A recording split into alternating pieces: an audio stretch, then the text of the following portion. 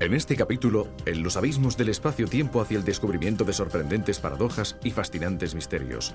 La curvatura del espacio, el infinito, el destino del universo, la velocidad de la luz, el nacimiento del tiempo, la teoría de la relatividad de Einstein y las tentativas para comprender los mecanismos y las leyes que regulan el cosmos. Hoy acabamos de oírlo, hablaremos de las paradojas y de los misterios del universo. Es decir, de los insólitos y a veces desconcertantes comportamientos de la materia ante nuestros ojos. Pero empecemos con una observación mucho más próxima a nuestra experiencia cotidiana, aunque no por eso menos curiosa. El cielo estrellado es, en realidad, muy distinto del que vemos. Pongamos un ejemplo. Imaginemos que estamos observando a un grupo de personas en una escalinata. Podemos fácilmente identificarlas una por una. Estas personas tienen un aspecto concreto, una edad, una posición determinada en la escalinata. Estamos seguros de ello. Si entonces alguien nos dijera, te equivocas, no ves la realidad, sino solamente una ilusión óptica de la realidad. Ese señor con bigote hace 10 años que murió. Esa señora no se encuentra en aquel punto de la escalinata, sino en otra parte. Ese chico, en realidad, es un viejecito calvo de barba blanca. Bueno, nos desconcertaría, pues eso es precisamente lo que sucede cuando miramos el cielo estrellado. El firmamento que vemos es tan solo una ilusión óptica, porque ciertas estrellas que vemos brillar en realidad ya han muerto. Otras se encuentran en una posición distinta.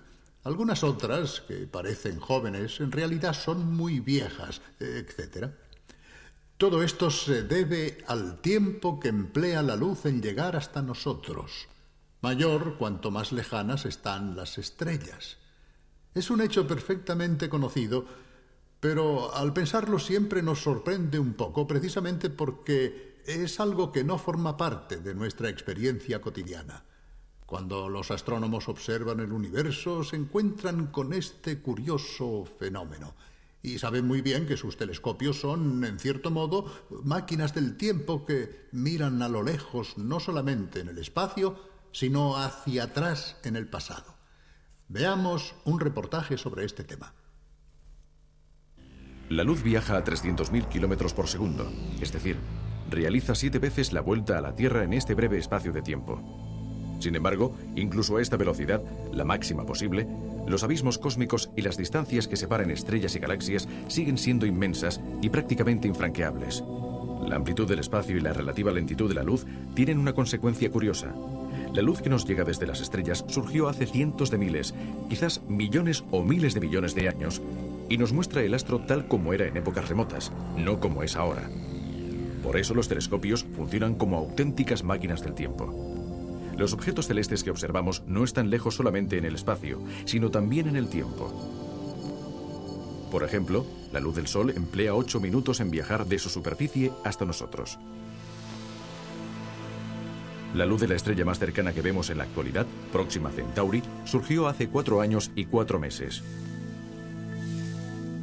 Cuando observamos el centro de la Vía Láctea, lo vemos tal como era hace 30.000 años, la época en que la luz que llega actualmente a la Tierra empezó su viaje desde esas remotas regiones cósmicas. La máquina del tiempo que se oculta en los telescopios acelera bruscamente al salir de nuestra galaxia. Nosotros vemos Andrómeda, la galaxia más cercana, tal como era hace 2 millones de años. De hecho, es el mismo tiempo que ha empleado la radiación luminosa en superar el abismo de espacio que nos separa de esa galaxia. Y si en Andrómeda una civilización tecnológicamente evolucionada pudiera observar nuestro planeta, no vería la Tierra actual, sino la de hace 2 millones de años, con nuestros antepasados los homínidos correteando todavía por la sabana africana. Incluso Andrómeda, pese a su lejanía, es una vecina cercana. Este cuásar está alejado 10.000 millones de años luz, es decir, su luz ha empleado 10.000 millones de años en llegar hasta nosotros. Conclusión: la imagen captada por el telescopio, en realidad, nos muestra cómo era aquel objeto hace 10.000 millones de años, o sea, cuando el universo era mucho más joven.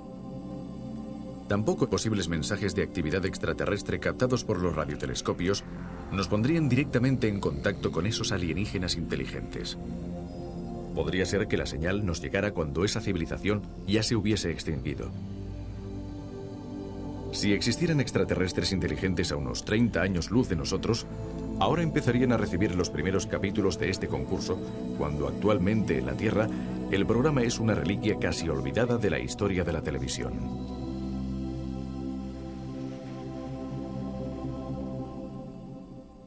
Pues sí, es curioso pensar que todas nuestras transmisiones de radio y televisión viajan por el cosmos como mensajes en una botella y pueden ser interceptadas mucho tiempo después por alguien. Naturalmente son voces débiles que en un momento dado se pierden por el camino, pero que existen. Pero ahora vayamos a otro aspecto fascinante cuando se habla de espacios cósmicos. Se trata de un tema mucho más misterioso ante el cual se pierde nuestra mente. Es el infinito. El concepto de infinito existe en la mente humana, pero cuando se trata de llevarlo a la realidad, de aplicarlo al mundo físico o a la dimensión del tiempo, sobre todo al infinito hacia atrás en el tiempo, bueno, ya no somos capaces de entender cómo puede representarse verdaderamente. Es un gran problema en el que los físicos han trabajado durante mucho tiempo, pero solo han hallado algunas respuestas. En consecuencia, nos parece interesante adentrarnos en este campo del infinito e intentar exponer qué se conoce hasta el momento. Veamos. El Sol se pone tras el horizonte. Sin embargo, aunque desaparece más allá del perfil de las montañas, no desaparece totalmente. De hecho, podemos imaginarlo mientras continúa iluminando otras tierras y otros hombres. Dicho de otro modo, el horizonte no nos impide continuar sabiendo que existe un objeto. Podemos decir que para el hombre, aunque físicamente existen horizontes que cierran la perspectiva e impiden la visión, no existen límites mentales. El cerebro humano tiene la capacidad de pensar en el infinito. Un ejemplo famoso. Siempre amé este cerro yermo y este seto que me impide la visión. Pero sentado y contemplando más allá los espacios infinitos y los silencios sobrehumanos, me pierdo en mi pensamiento. Los espacios infinitos que imaginó Giacomo Leopardi no son solamente una expresión poética, y no solo los poetas piensan en el infinito.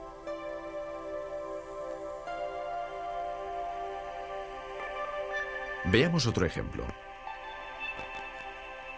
La sucesión de los números 1, 2, 3, 4, 1000, 1000 millones, 1 billón. Siempre podremos decir uno más y concebir un número todavía mayor hasta el infinito. Cada vez que nos enfrentamos al concepto de infinito, chocamos con algún rompecabezas. Este es uno de ellos. Desde la escuela sabemos que los números son infinitos, pero si solo consideramos los pares, nos parece que son exactamente la mitad de todos los números. Sin embargo, esta es la paradoja. Los números pares son infinitos al igual que la serie completa de números. Al hablar de infinito, la parte es igual al todo. Naturalmente, estos infinitos de los que nos hablan las matemáticas son solamente mentales, maneras de funcionar de nuestro cerebro. De hecho, podemos preguntarnos si el infinito solo existe verdaderamente en el mundo físico. ¿Podemos decir que el universo es infinito o que existen dimensiones infinitas? A primera vista parece difícil hallar el infinito en el mundo que nos rodea. Podemos preguntarnos si, por ejemplo, para vaciar todos los mares y los océanos con una cucharilla de té, serían necesarias infinitas cucharadas. Este número se puede calcular y escribir. Es 10 elevado a 24 cucharadas. Esta expresión significa un 1 seguido por 24 ceros y nos evita tener que inventar nombres estrambóticos para los números demasiado grandes. Si las cucharadas no son infinitas, ¿no podría ser infinita la cantidad de materia que existe en el universo? También esta cantidad se puede calcular. El universo que nosotros conocemos pesa 10 elevado a 58 gramos, es decir, 10 seguido por 58 ceros. Al medir el mundo físico se obtienen números increíbles, escritos con notaciones matemáticas inusitadas, pero no infinitos. Entonces, ¿no podría el infinito estar fuera de los confines del mundo físico, allá donde en lo muy grande o lo muy pequeño, el universo debería acabar? Veamos un imaginario zoom cósmico. Se trata de una famosa película que, partiendo de una pareja que hace picnic en un prado, nos lleva hasta los confines del universo. Ya hemos salido. 10.000 metros. 100 kilómetros. Estamos saliendo del planeta Tierra.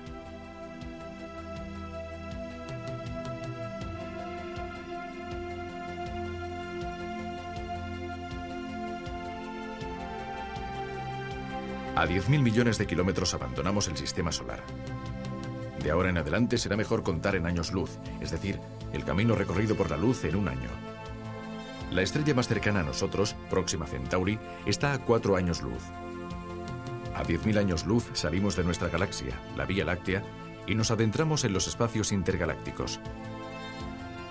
Estamos a 100 millones de años luz de la Tierra. Ahora nuestra galaxia también es invisible, sin embargo los confines del universo todavía están lejos. Varias estimaciones afirman que actualmente los confines del universo se encuentran aproximadamente a 15.000 millones de años luz de nosotros. Pero una hipotética astronave que alcanzara la velocidad de la luz y que partiera hoy en esta desesperada expedición no llegaría jamás. Durante su interminable viaje, los confines se alejarían y se crearían nuevos espacios entre la astronave y el hipotético límite del universo. De hecho, vivimos en un universo que se expande, en el que cada galaxia se está alejando de las otras galaxias. Pero, ¿podemos preguntarnos si tiene sentido hablar de los confines del universo? Según los científicos, esta pregunta no tiene sentido.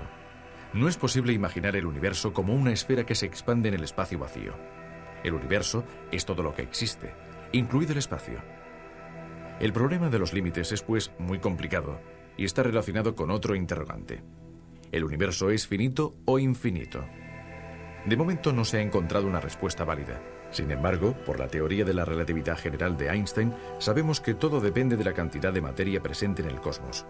La relatividad nos muestra que la materia curva el espacio. Aunque estos conceptos son muy complicados, intentaremos poner un ejemplo. El espacio es una sábana tendida horizontalmente. La materia es una pelota situada sobre esta sábana.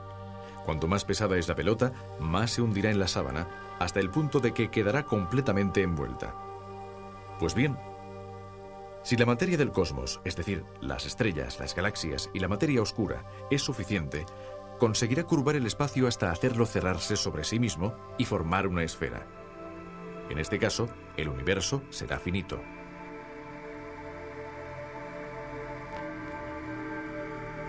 Si la materia no es suficiente, el espacio se curvará, pero no se cerrará y podrá tener, por ejemplo, una forma geométrica abierta. El universo será entonces infinito. Pero quizá las consecuencias de un universo abierto o cerrado nos ayuden a comprender mejor el espacio curvo. Si el espacio está cerrado sobre sí mismo, un rayo de luz que parta de un punto volverá al mismo punto después de miles de millones de años y de haber recorrido una gigantesca circunferencia. Sería casi como dar la vuelta a la Tierra partiendo hacia el este y volviendo por el oeste. Si el universo no está cerrado, el rayo de luz no volverá al punto de partida y se perderá en el infinito. No encontraremos límites en ninguno de los casos. Naturalmente, no advertimos la curvatura del espacio, igual que nuestros lejanos antepasados no advertían la curvatura de la Tierra, porque solamente veían porciones demasiado pequeñas. Si no podemos decidir si el espacio es finito o infinito, ¿qué podemos decir del tiempo? ¿Ha existido siempre o hubo un instante cero? ¿Acabará el tiempo o avanzará para siempre? Si miramos hacia el pasado, el tiempo no es infinito. De hecho, nació hace 15.000 millones de años en el Big Bang. Pero si, en cambio, consideramos el futuro, las cosas resultan más complicadas. La teoría de la relatividad de Einstein demuestra que este interrogante equivale a preguntarse si el universo está espacialmente cerrado o abierto. Einstein demostró que si el universo está cerrado, entonces el tiempo es finito y el mismo universo, después de un periodo de expansión, invertirá su marcha y se contraerá hasta el colapso final. En este caso, el universo, el espacio y el tiempo tendrían un final. Si el universo es espacialmente infinito, también es infinito el tiempo y seguirá expandiéndose siempre. En consecuencia, todavía no somos capaces de saber si el espacio y el tiempo son finitos o infinitos. Pero tal vez podamos establecer que el infinito se encuentra en nuestras estructuras físicas en lugar de en los confines del universo. En otras palabras, ¿se pueden encontrar partículas cada vez más pequeñas en la base de la materia? Aquí está de nuevo nuestro zoom, esta vez partiendo de una mano.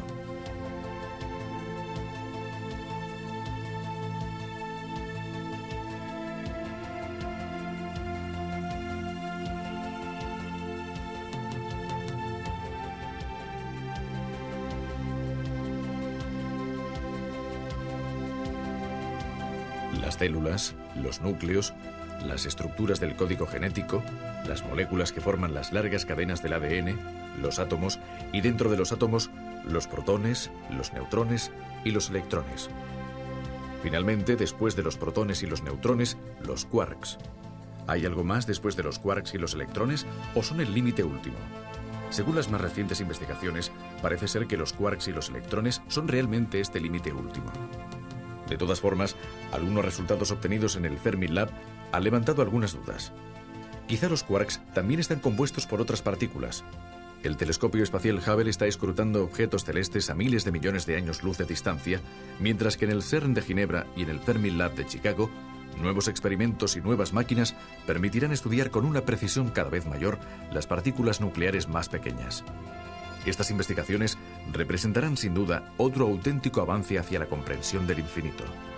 Entonces, es de esperar que los pasos que todavía debemos dar no sean a su vez infinitos.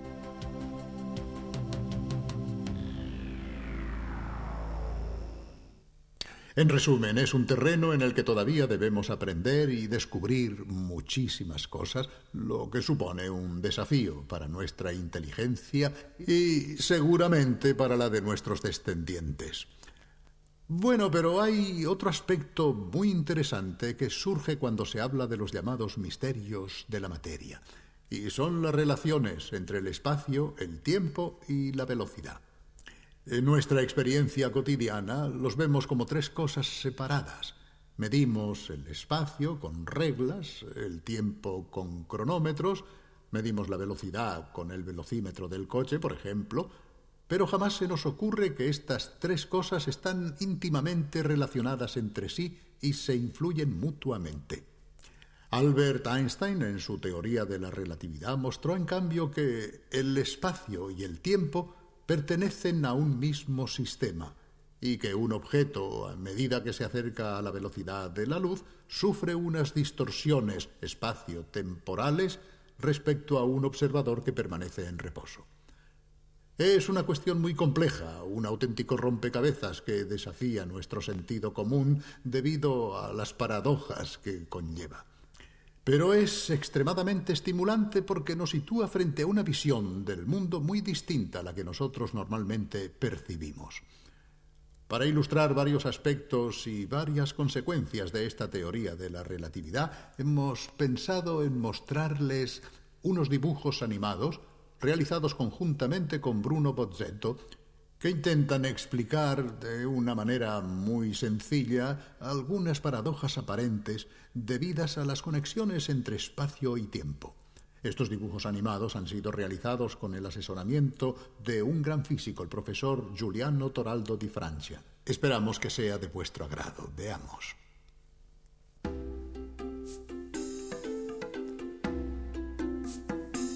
En el transcurso de la historia, el hombre se ha encontrado frente a nuevos descubrimientos que han convulsionado sus conocimientos. Durante milenios, todos estaban convencidos de que la Tierra era plana, es decir, que al llegar a un punto determinado, los objetos se caían. Además, habría sido totalmente ilógico pensar que se podía seguir caminando cabeza abajo. ¿Quién podría sostener algo tan absurdo como eso? Otra cuestión absurda habría sido pensar que en la Tierra pudiese ser al mismo tiempo de día y de noche. Es decir, que mientras algunos trabajaban bajo el sol, para otros era de noche. Todavía era más absurda la idea de que pudiera existir un punto de la Tierra que, una vez cruzado, hiciera retroceder un día. En cambio, hoy sabemos que volando, por ejemplo, de Tokio a Honolulu, se cruza la línea de la fecha y se retrocede en el calendario. Naturalmente sabemos que cuando en California es mediodía, en Moscú es medianoche, y que los australianos están cabeza abajo respecto a nosotros y nosotros respecto a ellos. En el pasado, todas estas cosas estaban fuera del alcance de la experiencia humana y en consecuencia parecían incomprensibles. Actualmente, a nosotros también nos parecen incomprensibles las paradojas del espacio y del tiempo derivadas de la teoría de la relatividad, precisamente porque están fuera de nuestra experiencia cotidiana. Por ejemplo, ¿cómo es posible que cuanto más cerca se está de la velocidad de la luz, más lentamente transcurre el tiempo? cómo entender que si un astronauta viaja durante un tiempo a una velocidad cercana a la de la luz, cuando regrese a la Tierra encontrará a su hermano gemelo mucho más viejo que él.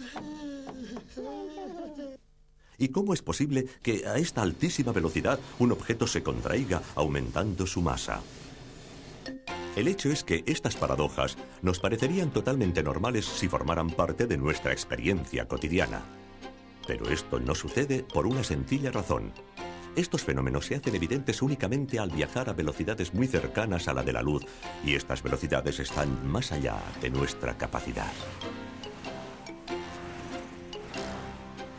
Basta con pensar que el objeto más veloz que ha construido el hombre es una sonda interplanetaria que en el momento de máxima velocidad puede alcanzar aproximadamente los 20 kilómetros por segundo. Pues bien, la luz es 15.000 veces más veloz. 300.000 kilómetros por segundo.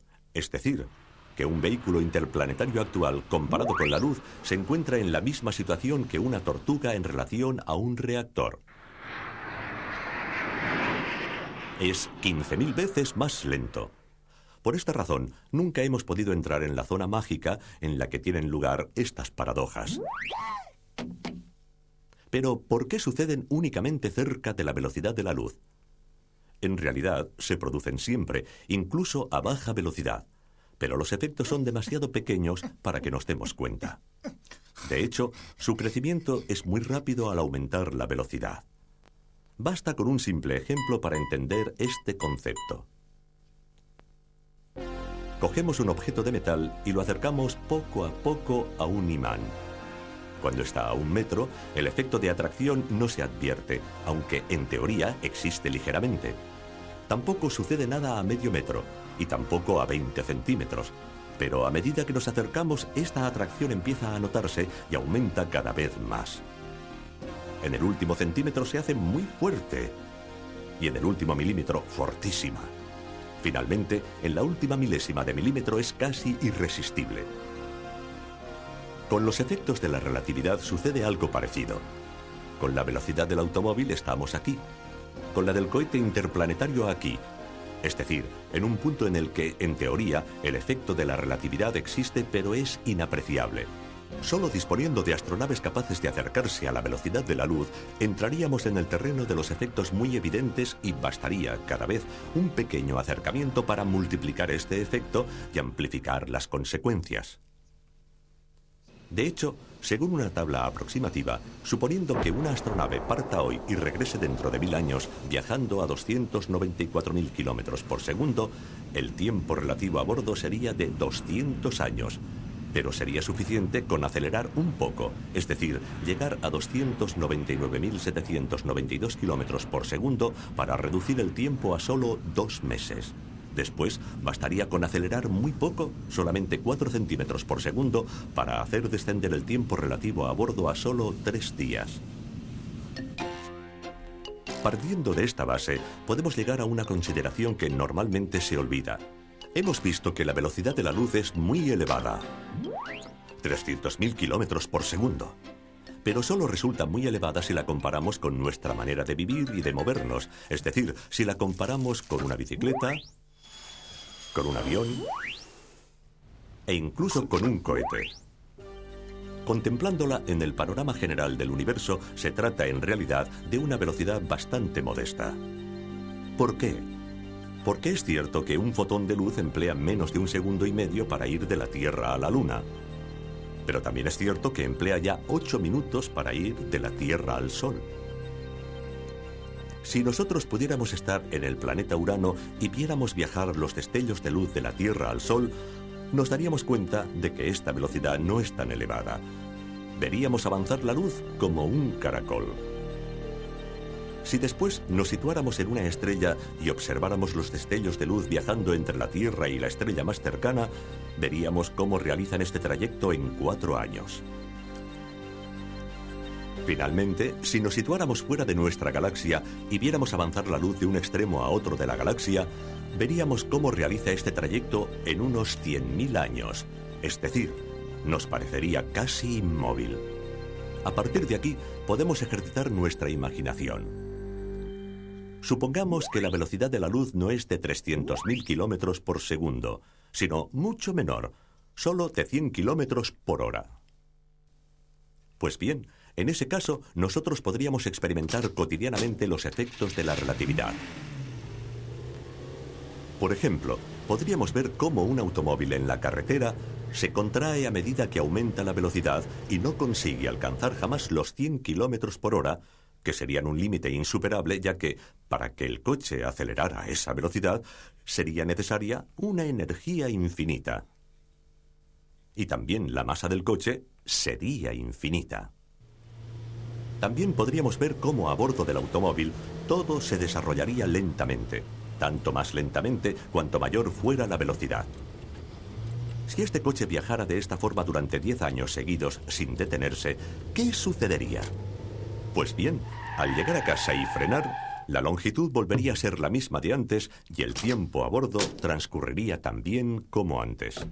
Pero, mientras que para la gente que se quedó en casa habrían pasado realmente 10 años, para los que estaban a bordo habría pasado mucho menos tiempo, quizás solo 10 semanas o 10 días, según la velocidad, debido a la mayor lentitud del tiempo, y en consecuencia, a la mayor lentitud de la vida y de los procesos vitales. En un mundo como este, los efectos de la relatividad serían una rutina cotidiana. Por ejemplo, en un partido de tenis, debido al efecto de la velocidad, la pelota se contraería en cada golpe. Después, al detenerse, volvería a sus dimensiones anteriores. Después de un tiempo, ya no tendríamos en cuenta lo extraño del caso y lo consideraríamos una ley física normal, como en realidad es. Y al subir a un tren que viajara de Turín a Roma, sabríamos perfectamente que, mientras los relojes de las estaciones ferroviarias señalan una duración del viaje de 8 horas, nuestro reloj señalaría quizá solo 1 hora, porque al viajar cerca de la velocidad de la luz, habríamos vivido más lentamente. Y cuando hubiéramos llegado, volveríamos a situar las manecillas correctamente, tal como hacemos al bajar de un avión que ha atravesado distintos usos horarios. En resumen, los efectos de la relatividad ya no nos sorprenderían si viviéramos en esta dimensión que en realidad no podemos experimentar porque la velocidad de la luz es demasiado elevada para nosotros. Naturalmente, permanece un gran interrogante, un enigma que sigue desafiando nuestra mente. ¿Por qué sucede todo esto? ¿Por qué motivo cambian el tiempo y las dimensiones con la velocidad? En cierto sentido, la respuesta es muy sencilla. Siempre ha sido así, aunque nosotros no nos hayamos dado cuenta porque nunca hemos experimentado estas velocidades.